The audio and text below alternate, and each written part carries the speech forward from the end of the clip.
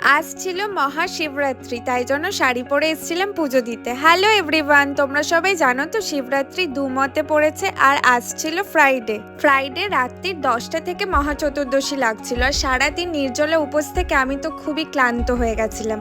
তারপরে আমি শাড়ি পরে পুজোর থালা সাজিয়ে মাকে নিয়ে বেরিয়ে পড়েছিলাম মন্দিরের দিকে। আর যখন রাস্তায় বেরোই তখন বাজে রাত্রির 11টা। রাস্তা পুরো একদম সুনসান, একটা লোক ছিল না। মা আমাকে বারবার বলছে মন্দিরে গিয়ে কাউকে দেখতে পাবি তো, নাকি তুই একাই যাচ্ছিস পুজো দিতে। যাবার পরে দেখলাম না, অনেকজনই ছিল।